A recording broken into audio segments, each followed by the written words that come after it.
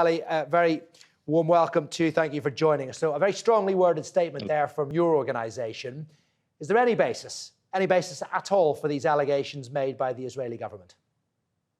Not at all. This is a tactic that has been used as part of a campaign that Israeli governments and different Israeli governments, right? Because there was a hope that, at least from the Western world, that this new post-Netanyahu era would bring something different. Obviously not. When it comes to the Palestinians, and particularly Palestinian civil society, the same policies continue, and that is a policy of shutting down and attacking. It starts with smearing, goes to trying to dry up the funding that comes from European states who support and champion human rights, and now we see criminalization. This is not the first time that this happens.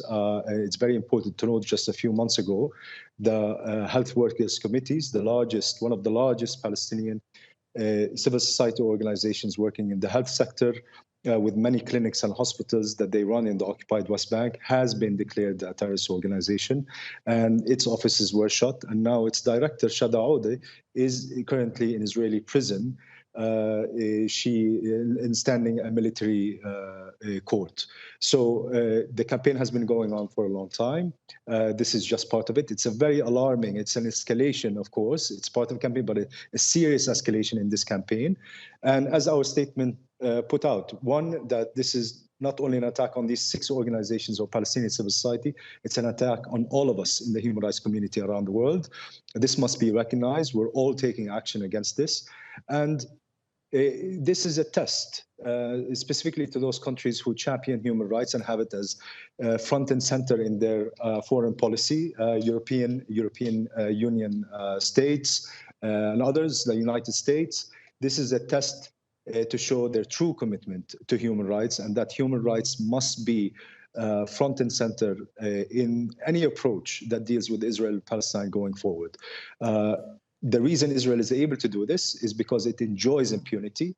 There is no price for its policies of systematically violating Palestinian rights and systematically attacking human rights defenders who monitor and document on these human rights violations. Also important to note that this shutdown of these leading organizations, 3 of them very close partners of ours, and who have been submitting information to different UN mechanisms, as well as to the International Criminal Court, that this announcement comes at a time when there is an International Criminal Court investigation into the situation of the OPT, and a commission of inquiry that was set up by the Human Rights Council back in May to look into root causes and violations in both Israel and the OPT. So it's very significant that it comes at this time as well. And if the result of this move by Israel is to effectively outlaw the activities of these 6 groups, what effect will that have on your ability to operate alongside them in Palestine? A tremendous effect. I mean, we depend on these organizations in many aspects of our work.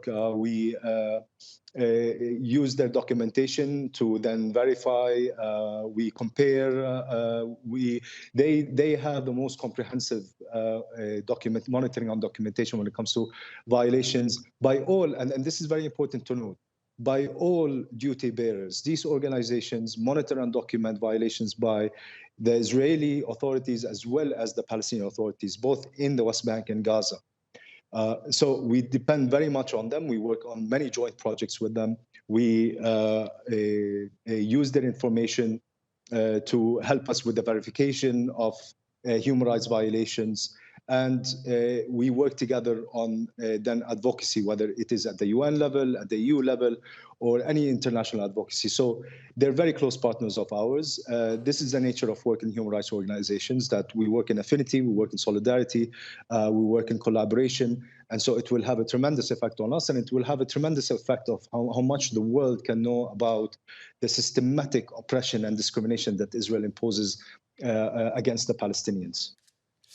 You described this move as a test for those who champion freedom and human rights throughout the Western world. You mentioned the ongoing case in the criminal court. What reaction would you like to see from the international community to this? Well, first of all, non-recognition of this designation.